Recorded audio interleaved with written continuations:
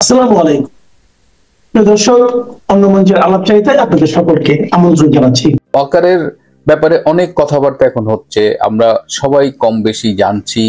আমি আরো কিছু ইন্টারেস্টিং তথ্য পেলাম এই গত পরশুদিন। আমি সেটাকে নিয়েই ভাবছিলাম যে একটা মানুষ কত বেইমানি হতে পারে এবং কত সুচতুর ভাবে সে বেইমানিটা করেছে।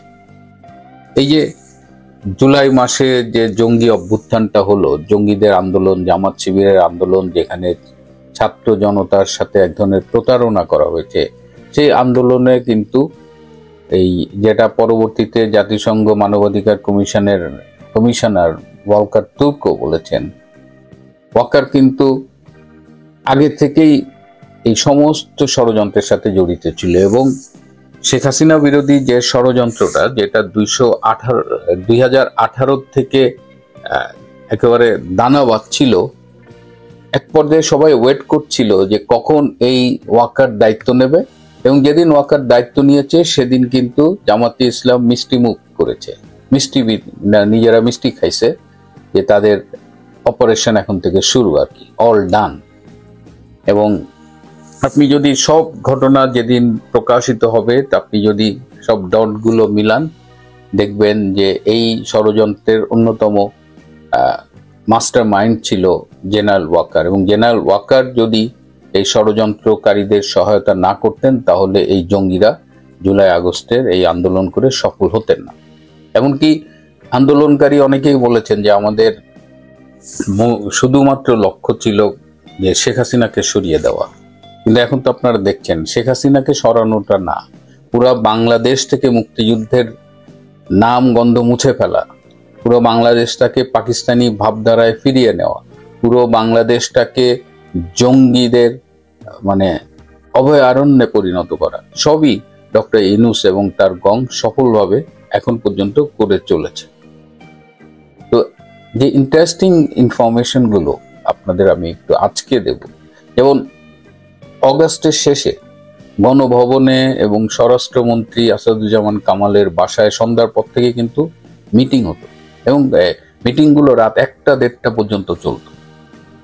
এটাও কিন্তু এই ওয়াকারের একটা কৌশল ছিল যে সবাইকে রাতে এনগেজ করে রাখা, যে আমরা এই করব সেই করব, আবার আমাদের উপরে দায়িত্ব দেন, আমরা ম্যানেজ করব, এটা বলতেন। আর এদিকে সব ইনফরমেশন জামাতের কাছে চলে যেত এবং জামাত সেই অনুযায়ী প্রিপারেশন নিত, পরের দিন আন্দোলন করত। আর সরকার ব্যস্ত ছিল এই গভীর রাত অবধি এই মিটিং করার। আমি এই যে গত এপ্রিলে কলকাতায় গিয়েছিলাম, আমি একজন আওয়ামী লীগের কেন্দ্রীয় নেতাকে জিজ্ঞেস করেছিলাম যে এত বড় একটা জঙ্গি অভ্যুত্থান হয়ে গেল, আমরা মাঠে আওয়ামী লীগকে কেন দেখলাম না, আওয়ামী লীগ কেন 10-20 লাখ লোক মাঠে নামালো না? তো নেতা আমাকে বলেছেন যে আওয়ামী লীগ কিন্তু সমাবেশের পরিকল্পনা করেছিল আগস্টের 1, 2, 3 তারিখে। রিপিটেডলি তারা চেয়েছে যে পার্টি সমাবেশ করুক, পার্টি শোডাউন করুক, কিন্তু নেত্রী চায়নি যে পার্টি রাজপথে আসুক, সেখানে একটা সংঘর্ষ হোক এবং অনেক হতাহতের সংখ্যা বেড়ে যাক। এবং আমাকে সেই নেতা বলেছিলেন যে আমি এত বছর ধরে রাজনীতি করি নেত্রীর সাথে, নেত্রী কখনো আমাকে এইভাবে ধমক দিয়ে কথা বলেনি। সেটা সম্ভবত 3 তারিখে, 3 অগস্ট অর 2 অগস্ট, নেত্রী বলেছিল যে তুমি কি চাও যে এখানে হাজার হাজার লোকের লাশ পড়ুক? তো তার এরপরে আসলে আওয়ামী লীগ আর এই তাদের যে পলিটিক্যাল স্ট্যান্ডটা, সেটা থেকে তারা সরে আসছে। কেন আওয়ামী লীগ পলিটিক্যাল স্ট্যান্ডটা নেয়নি, এই প্রশ্নের উত্তরটাও যদি আমরা খুঁজি, এখানেও কিন্তু ওই ক্রিমিনাল জেনারেল ওয়াকার খান, সে এটা কনভিন্সড করেছিল প্রধানমন্ত্রীকে যে army will handle the situation, এখানে দলের লোকজন নামানোর দরকার নাই। দেখেন কি সুচতুর ভাবে সে পরিকল্পনা করেছে। সে মাননীয় প্রধানমন্ত্রীকে কনভিন্স করেছে এবং 3 তারিখে 4 তারিখে গণভবনে মিটিং হয়েছে। তাদের একটা কোর কমিটি ছিল, তারা স্বরাষ্ট্র মন্ত্রণালয়ের বাসায় বসতো। কোর কমিটি মানে হলো পুলিশ, NSI, SB, DGFI এদের প্রতিনিধি নিয়ে। তো এই সবখানেই কিছু হলেই ওয়াকার আগ বাড়িয়ে বলতো যে আমরা এটা ম্যানেজ করব, আপনাদের কোনো চিন্তা করতে হবে না। এবং 4 তারিখের কথা আপনারা জানেন যে আমাদের স্বরাষ্ট্রমন্ত্রী আসাদুজ্জামান খান কামাল, উনি একটা সাক্ষাৎকারেও বলেছিলেন যে 4 তারিখে উনি বলেছেন আর্মি উইল টেক কেয়ার। তখন স্বরাষ্ট্রমন্ত্রী পুলিশের IGP কে বলছেন যে আপনি আর্মি চিফের সাথে কথা বলে কোঅর্ডিনেট করেন 5 তারিখ ম্যানেজ করবেন। 5 তারিখ এটা কিন্তু ওয়াকার জানতো কি হবে 5 তারিখে, এবং মানে ওই দিন ওই আন্দোলনকারীদের আন্দোলনের তারিখ ছিল 6 তারিখ, সেটা তারা আগে 5 তারিখ করে, এবং 4 তারিখ রাতে লেকশোর হোটেলে বিএনপির একজন নেতা পুলিশের একজন কর্মকর্তাকে বলেছিল যে কালকে আমরা ফাইনাল খেলা খেলবো, আমাদের ডিজিএফআই থেকে গ্রিন সিগন্যাল দেওয়া হয়ে গেছে। চিন্তা করেন, ডিজিএফআই 4 তারিখে, অগাস্ট মাসের 4 তারিখে তাদের গ্রিন সিগন্যাল দিয়ে দিছে, সেটা আবার বিএনপির একজন নেতা লেকশোর হোটেলে বসে ঢাকার গোয়েন্দা বাহিনীর একজন খুব পরিচিত মুখ পুলিশ অফিসার তাকে বলছেন, এবং তিনি তখন পুলিশের আইজিকে ফোন করে বলেন যে এরকম আমাকে একজন বিএনপির নেতা বললেন যে আগামীকাল তারা ফাইনাল খেলা খেলবে। তো ইনফরমেশন কিন্তু পুলিশের আইজিকে তখন দেওয়া হয়েছে। তো পুলিশের আইজি তো তারা তো গণভবনে 4 তারিখে গিয়েছিল, সেখানে জেনারেল ওয়াকার সবাইকে আশ্বস্ত করেছে যে সে সব ম্যানেজ করবে। ওদিকে আবার ডিজিএফআই তারা কিন্তু পুরো আন্দোলনকারীদের মানে সহযোগিতা করেছে। অনেকে বলেছে তারা ডিজিএফআই এর কেয়ার অফে ছিল, আন্দোলনকারী কয়েকজন জঙ্গি তারা সাক্ষাৎকারে বলেছে। সব শেষে 5ই অগাস্ট সকাল 10টা পর্যন্ত কিন্তু ঢাকায় কেউ ছিল না। এর মধ্যে আর্মির থেকে আন্দোলনকারীদের কাছে, সে কিছু জামাত শিবিরের জঙ্গিদের কাছে ইনফরমেশন যায় যে তোমরা চলে আসো, রাস্তায় বাধা দেওয়া হবে না। তো উত্তরার থেকে একটা ঢল আসে, সেই ঢলে তখন দেখা যায় যে উত্তরার পুলিশের যারা এসি ওসি ডিসি ছিল তারা তখন সরে যেতে বাধ্য হয়। গুলশান থানারও এক অবস্থা। তখন পুলিশের আইজিপি মামুন সাহেব তিনি ফোন করেন আপনাদের খুব আলোচিত সেই ঢাকার ডিবির ডিআইজি যিনি ছিলেন হারুন ভাইকে পুলিশের আইজি ফোন করেন এবং বলেন যে হারুন, উত্তরা গুলশানে তো পুলিশ ওভাবে প্রতিরোধ গড়ে তুলতে পারছে না, একটা মব আসতেছে, তুমি এই মবটা ঠেকাও। তখন এই হারুন সে তার বাহিনী নিয়ে গিয়ে সে রাস্তা ব্লক করে, সে এয়ারপোর্ট বা ওই যে রেডিসন হোটেল ওর সামনে আর ব্লকেটটা দেয়নি, কারণ ওখানে প্রচুর ফরেনার থাকে এবং মব তো হিউজ মব তারা আসতেছিল ঢাকা অভিমুখে। তখন সে বনানীর কাকলির ওখানে একটা ব্যারিকেড দেয় যে এখানে আসলে মব কন্ট্রোলের যা যা করা সব প্রস্তুতি নেয়, কাঁদুনে গ্যাস ট্যাস নিয়ে। ঠিক সেই সময় সেনাবাহিনীর একজন ব্রিগেডিয়ার এবং একজন কর্নেল পদমর্যাদার এই 2 জন অফিসার এসে হারুন ভাইকে বলেন যে হারুন সাহেব, আপনি তো খুব পপুলার মানুষ, আপনাকে আমাদের বড় স্যাররা সবাই খুব পছন্দ করেন, ডিজিএফআই আপনার খুব প্রশংসা করেন, তো আপনি এখানে থাকলে সমস্যা হতে পারে, আপনাকে সবাই চেনে, আপনি এখান থেকে সরে যান, আপনার ফোর্স থাকুক এবং আমরা তো আছি, আমরা এই মব আমরা কন্ট্রোল করব। তখন হারুন সাহেব ফোন করেন পুলিশের আইজিপিকে এবং পুলিশের আইজিপি বলেন যে যেহেতু তারা বলছে তাহলে তুমি চলে যাও। তো হারুন সাহেব সেখান থেকে টান দিয়ে চলে আসেন। এই ক্যান্টনমেন্টের জাহাঙ্গীর গেটের কাছাকাছি আসতেই তার যে অধীনস্থ অফিসারটা ছিল কাকুলি সেখানে ডিউটি, সে ফোন করে বলে স্যার আমাদেরও তো চলে যেতে বলছে। হারুন সাহেব বলছে চলে যেতে বললে আর কি করবেন, চলেন। তো এইভাবে শেষ মুহূর্তে পুলিশ যে ব্যারিকেড দেওয়ার প্ল্যান করছিল, এই আর্মির 2 অফিসার যে পুরো রাস্তাটা ফাঁকা করে দেয়। তারপরে তো আপনারা জানেন কি হয়েছে, যে একদম সেই মব, সেই জঙ্গিদের মিছিল, পরে তো প্রতারিত ছাত্র জনতাও সেখানে যোগ দেয়, তারা গিয়ে গণভবন অভিমুখে চলে যায় এবং গণভবন আনপ্রোটেক্টেড ছিল। এবং ওরা যখন আসছিল তখন তো মাননীয় প্রধানমন্ত্রী শেখ হাসিনাকে বিশেষ ব্যবস্থায় বিমানে করে, সামরিক বিমানে করে ভারতে নিয়ে যাওয়া হয়। তো এই কথাটা আমি বলতে চাচ্ছি যে সেনাবাহিনী বেইমানি করেছে এবং শেষ রাতে 4 অগাস্ট বেইমানি করেছে এবং 4 অগাস্ট বিএনপির নেতাদের মুখে, জামাতের নেতাদের মুখে জানতো যে কালকে ফাইনাল খেলা, এবং 5ই আগস্ট একদম শেষ প্রতিরোধটাও তারা গড়তে দেয় নাই। সবচেয়ে ভয়ঙ্কর ব্যাপার হলো যে এই 5ই আগস্ট মব যখন গণভবনে যাবে তখন এই জেনারেল ওয়াকার খান জামাতের সন্ত্রাসী এবং জঙ্গিদের মিলে প্ল্যান করেছিল যে গণভবনে অত্যন্ত নির্মমভাবে শেখ হাসিনাকে হত্যা করা। চিন্তা করেন, যে প্রধানমন্ত্রী অনেক দেশি বিদেশি গোয়েন্দা সংস্থার রিপোর্টকে উপেক্ষা করে এই জেনারেল ওয়াকারকে সেনা প্রধান বানালেন। সেই সেনা প্রধান জেনারেল ওয়াকার শেখ হাসিনাকে হত্যার পরিকল্পনা পর্যন্ত করে ফেলেছিল, কিন্তু রাখে আল্লাহ মারে কে। প্রিয় বন্ধুরা, এই অজানা তথ্যগুলো, বিশেষ করে শেষ মুহূর্তের ব্যারিকেড সরিয়ে নেওয়ার যে ষড়যন্ত্র, আমার মনে হচ্ছে যে এটা রেকর্ডে থাকে। আমাদের কাগজে আজকে একটা খবর বেরিয়েছে, সেই খবরের পরিপ্রেক্ষিতে আমি এই সকালবেলা এই দুপুরবেলা ভিডিওটা আপনি করতে বসেছি। এখন কয়েকদিন আগে আমি বলেছিলাম যে শেখ হাসিনাকে, আমি বরাবরই বলছি, শেখ হাসিনাকে ভারতবর্ষ কোনো দিনই ফেরত দেবে না। এবং এই যে চিঠি দেওয়ার কথা বলা হচ্ছে, এই চিঠির ব্যাপারে গতবারে প্রাপ্তি স্বীকার করা হয়েছিল, এবারে প্রাপ্তি স্বীকার করবে কিনা সেই বিষয়েও যথেষ্ট সন্দেহ আছে। তা আমি যেটা বলেছিলাম, আমি সাধারণত খবর নিয়ে ভেতরের খবরটা আমি আগাম বলি, তাই হয়তো আপনারা মেলাতে পারেন না বলে আমাকে বিভিন্ন নামে টেকে দেন। তা যাই হোক, এখন আমাদের কাগজে একটা খবর বেরিয়েছে, খতিয়ে দেখা হবে আইনি দিক, হাসিনা ফেরতের চিঠিতে হেলদোল নেই ভারতের। এই দেখুন, আনন্দবাজারে আজকে এই খবরটি বেরিয়েছে। এই খবরটি অত্যন্ত তাৎপর্যপূর্ণ হাসিনার ফেরতের ব্যাপারে। আমি খবরটা আপনাদের পড়ে শোনাচ্ছি।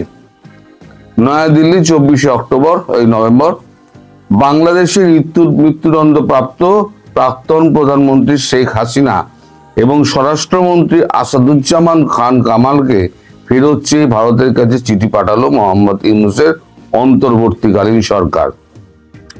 বাংলাদেশের বিদেশ মন্ত্রক শুক্রবারই ঢাকার ভারতীয় হাই কমিশনে সংক্ষিপ্ত চিঠি পৌঁছে দিয়েছে, মানে ডসিয়ার টাইপের, আমি যেটা বলেছিলাম। নয়াদিল্লি সরকারিভাবে এখনো পর্যন্ত এই চিঠির কোনো উত্তর দেয়নি বা মন্তব্য করেনি। বিদেশ মন্ত্রক ঘরোয়া সূত্র জানানো হয়েছে, চিঠি নিয়ে এখনো সরকারের ভেতরে কোনো ভাবনা চিন্তা করা হয়নি।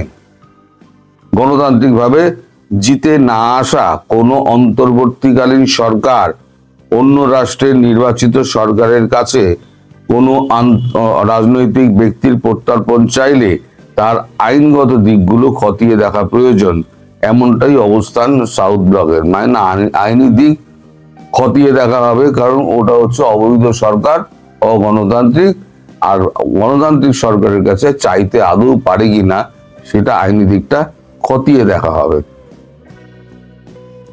ফলে এখনই বাংলাদেশের চিঠির জবাব দেওয়ার জন্য তোড়জোড় করা হচ্ছে না বলেই কূটনৈতিক সূত্রের খবর। কবে খবর দেওয়া হবে এ নিয়েও কোনো স্পষ্ট পদক্ষেপ উল্লেখ করা হচ্ছে না। এর আগে বাংলাদেশ কূটনৈতিক বার্তা পাঠিয়েছিল, যদিও ভারত সরকারের তরফে কেবল প্রাপ্তি স্বীকার করা হয়েছিল, সিদ্ধান্তের বিষয় প্রকাশ্যে তা কিছু জানানো হয়নি। এবারে তাও জানাবে কিনা সে নিয়ে সন্দেহ আছে। এই আবহে গতকাল সন্ধ্যায় সাংবাদিকদের মুখোমুখি হয়ে বাংলাদেশের বিদেশ উপদেষ্টা মোহাম্মদ তৌহিদ হোসেন বলেছেন, শেখ হাসিনা ও আসাদুজ্জামান খান কামালকে ফেরত চেয়ে ভারতের কাছে চিঠি পাঠানো হয়েছে। তিনি বলেন, আমরা শুক্রবার চিঠি পাঠিয়েছি, এটি দ্বিতীয় অনুরোধ। গত বছরের ডিসেম্বরে বিদেশ মন্ত্রক ভারতের বিদেশ মন্ত্রককে চিঠি পাঠানোর জন্য একটি চিঠি ফেরত পাঠানোর জন্য চিঠি পাঠিয়েছিল, তার কোনো জবাব পাওয়া যায়নি। ভারত এবং বাংলাদেশের মধ্যে বন্দি প্রত্যর্পণ চুক্তি রয়েছে। হাসিনার জামানাতে এই চুক্তি স্বাক্ষরিত হয়। ওই চুক্তি অনুযায়ী আদালতের রায়ে প্রত্যর্পণ করানোর মতো অপরাধ থাকলে সংশ্লিষ্ট ব্যক্তিকে এক দেশ অন্য দেশের হাতে তুলে দেবে, ওই চুক্তিতে বলা ছিল। তবে এক্ষেত্রে কিছু নিয়মও রয়েছে। চুক্তিতে স্পষ্টভাবে বলা হয়েছে, অপরাধটির চরিত্র যদি রাজনৈতিক হয় তাহলে প্রত্যর্পণ করা হবে না।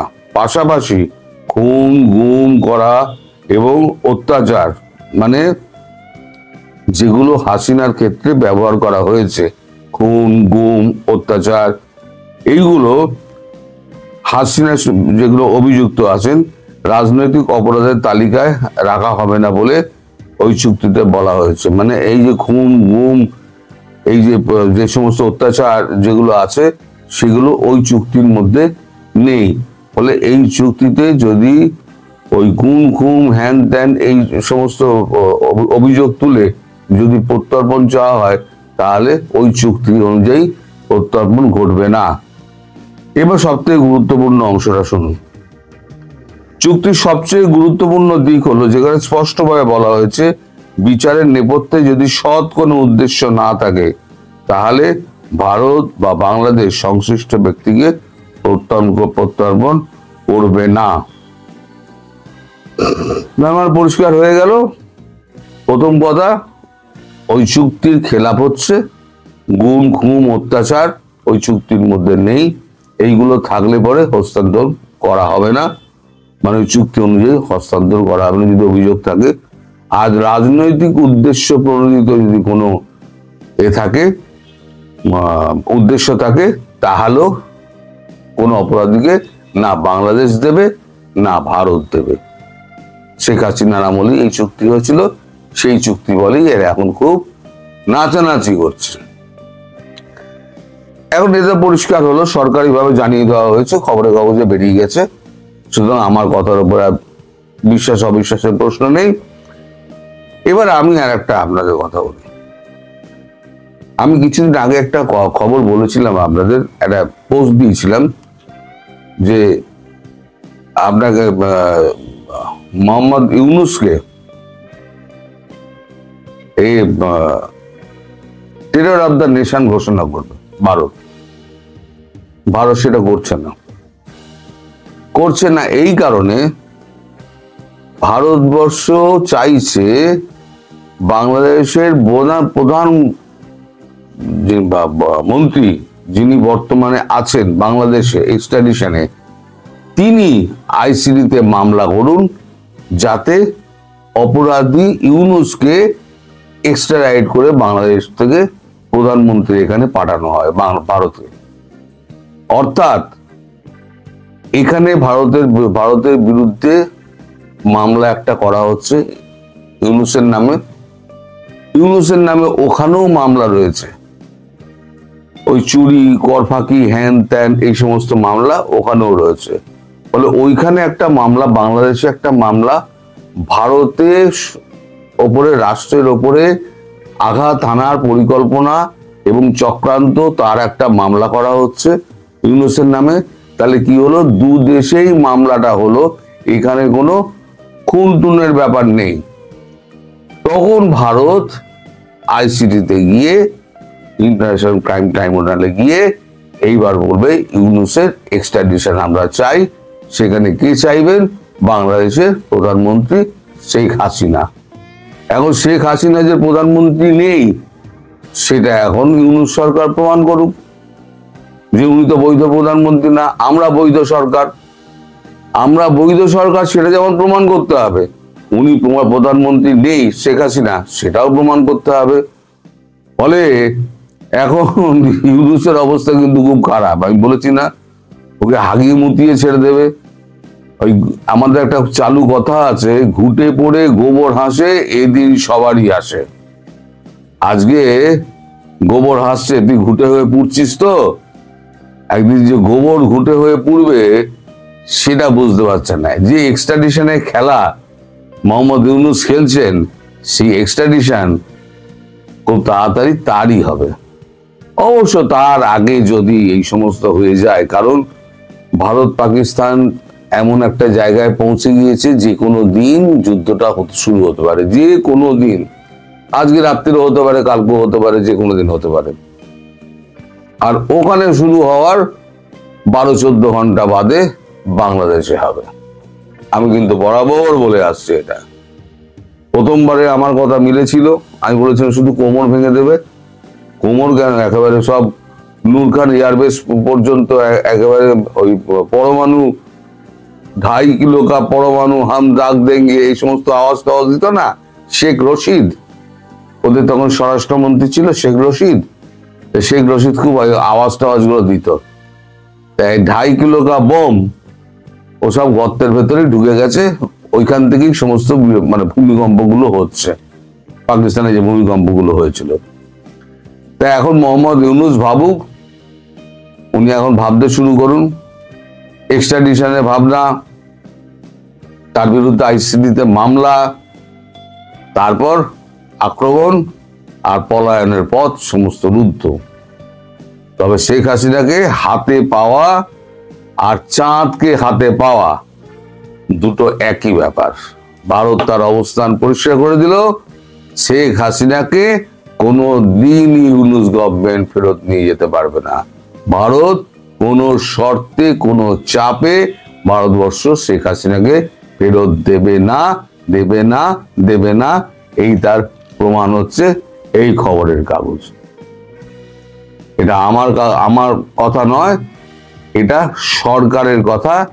সরকার যেটা এখানে বলে দিয়েছে সেটাই এখানে ছাপা হয়েছে। সুতরাং সরকারি ভাষ্য আমি আপনাদের পরিষ্কার করে বলে দিলাম। এরপরে আপনাদের মনে কোনো দ্বিধা দ্বন্দ্ব থাকা উচিত নয় বলে আমার মনে হয়। এখন আপনারা সবাই অপেক্ষা করুন কবে একটু পরিস্থিতি একটু অন্যরকম হয়। খুব একটা দেরি হবে না। এই যত এখন তৈরি হচ্ছে না, এই মামলাটা আমরা হ্যান ত্যান অদ্দূর অব্দি যাবে বলে আমার মনে হয় না। তার আগে একটা কিছু হয়ে যাবে। তো যাই হোক, সবাই ভালো থাকবেন, সুস্থ থাকবেন এবং সাবধানে থাকবেন। দেখা হবে সন্ধ্যেবেলাতে। নমস্কার।